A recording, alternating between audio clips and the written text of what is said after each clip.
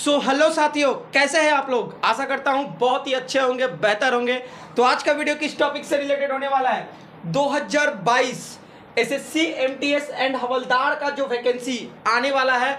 14 जून को नोटिफिकेशन आया था, लेकिन दोस्तों वो नोटिफिकेशन ऑफिशियली नहीं था। बहुत सारे वेबसाइट पे अपडेट आ गया था और एसएससी सूत्रों के हवाले से पता चल रहा था कि आप लोगों का एसएससी एमटीएस का 14 या 15 जून को आ जाएगा। लेकिन दोस्तों आप लोगों का एसएससी एमटीएस का जो फॉर्म है वो आप लोगों का 20 या फिर 21 जून को आ जाएगा। लेकिन हम लोग आज की इस वीडियो में बात करने वाले हैं किस टॉपिक के ऊपर? तो एसएससी एमटीएस एंड हवलदार का जॉब प्रोफाइल क्या है।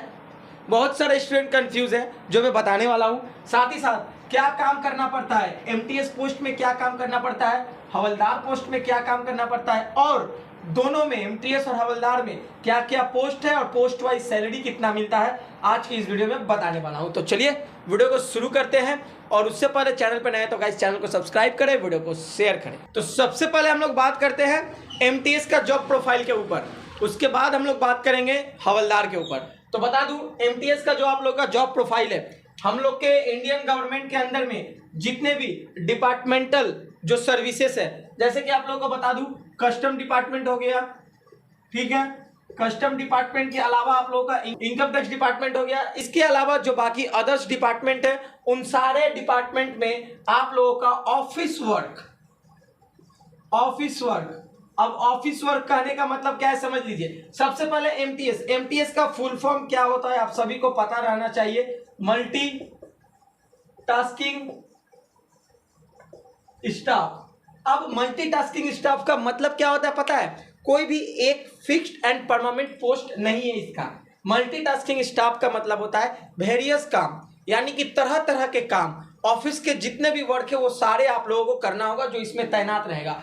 अब कहने का मतलब ये है, मान लीजिए 10वीं पास पे ये आवेदन रहता है, ठीक है। 10वीं पास पे क्या होता है, बहुत सारे बंदे नॉर्मली 10 पास होते हैं, उनके पास ना ही इंग्लिश का कोई स्पोकन कम्युनिकेशन स्किल होता है, ना ही वो कंप्यूटर रिलेटेड कोई भी जानकारी होती है, सॉफ्टवेयर हार्डवेयर नेटवर्किंग ऐसा कुछ नॉलेज नहीं होता है। बस नॉर्मली 10 पास होते हैं और एग्जाम क्रैक कर लेते हैं। तो उन लोगों के लिए पता है क्या सब वर्क रहता है? जैसे मान लीजिए माली का हो गया, गार्डनर का हो गया, और भी जो आप लोगों का एक स्टाफ से दूसरे स्टाफ तक आप लोगों का जो प्यून बोला जाता है, जैसे प्यून का काम हो गया एक स्टाफ से दूसरे स्टाफ या एक रूम से दूसरे रूम फाइल वगैरह ट्रांसफर करना, ले जाना। अब जो लोग कंप्यूटर जानते हैं, कंप्यूटर में माहिर होते हैं भाई, उन लोगों को वैसा योग्यता देखकर उनको अच्छा सा एक कंप्यूटर रिलेटेड वर्क भी दिया जाता है। तो मल्टीटास्किंग स्टाफ का मतलब होता है वेरियस काम आप लोगों से करवाया जाएगा, जो कि आप लोगों का ऑफिस के अंदर ही करवाया जाएगा, ऑफिस के बाहर नहीं करवाया जाएगा। ये हुआ मल्टीटास्किंग स्टाफ का। अब हम लोग बात करते हैं क्या, हवलदार का। हवलदार का आखिर जॉब प्रोफाइल क्या होता है और इसमें क्या अंतर है, आप लोगों को बता दूं। पहला अंतर यही है कि एमटीएस में आप लोगों का जो मन आए वो ड्रेसेस पहनिए, अपना खुद का ऑफिशियल ड्रेस पहनकर जाना है। और हवलदार को एक पुलिस का तरह एक ड्रेस मिलता है, एक वर्दी मिलता है, बस अंतर यही है। और सैलरी में भी ज़्यादा डिफरेंस नहीं है, जो आगे मैं आप लोगों को बताने वाला हूँ। और हवलदार का जो काम होता है आप लोगों का, जैसे कि इनकम टैक्स ऑफिसर कहीं छापा मारना है तो इनकम टैक्स ऑफिसर के साथ आप लोग को फील्ड में जाना पड़ेगा, ये फील्ड रिलेटेड जॉब है। या फिर बड़े बड़े जो कस्टम ऑफिस है, इनकम टैक्स ऑफिस है, और भी जो बड़े बड़े ऑफिसेस है, staff selection commission central government के अंडर में, उन सारे ऑफिस में आप लोग को हवलदार का एक ड्यूटी तैनात किया जाएगा, देख रेख का, जिसको हम लोग एक सिक्योरिटी पर्पज बोलते हैं, ठीक है। तो ये रहा एमटीएस और हवलदार का अंतर। अब हम लोग बात करेंगे कि सैलरी कितना है, एमटीएस और हवलदार का कितना कितना सैलरी मिलने वाला है। सो दोस्तों हम लोग बात करते हैं हवलदार का सैलरी पैकेज आखिर क्या मिलता है। तो देखिए हवलदार का जो सैलरी पैकेज बेसिक पे स्केल, जो कि मैं बार बार बोलता आया हूं कि जितने भी गवर्नमेंट स्टाफ है, गवर्नमेंट एम्प्लॉय है, उनको भाई जो बोला जाता है ना, रुतवा दम कूदना, तो वो चीज अपने बेसिक पे ही करना चाहिए, ठीक है। बेसिक पे ही कूदना चाहिए, जो अलाउंसेस है उस पर नहीं कूदना चाहिए। क्योंकि सबसे बड़ा जो एग्जांपल लॉकडाउन जब हुआ था, तो जितने भी रेलवे स्टाफ थे क्या हुआ था, 18 दिन का आप लोगों का जितने भी अलाउंसेस था वो काटा जा रहा था। बहुत सारे स्टाफ का जो बेसिक पे था वही बेसिक पे मिलता था, वो किन किन कैटेगरी में, तो ग्रुप डी को छोड़ के। तो इसलिए बोलता हूं भाई आप लोग अपना बेसिक पे देख कर ही सब चीज करिएगा, ठीक है। अब आते हैं, देखिए टोटल सैलरी पैकेज क्या है। बेसिक पे हवलदार का भाई 18,000 है। डीए, ठीक है, डीए आप लोगों का 5,580 मिलता है। एचआरए आप लोगों का 5,400 मिलता है। टीए आप लोगों का ट्रैवल अलाउंस 1,769 मिलता है।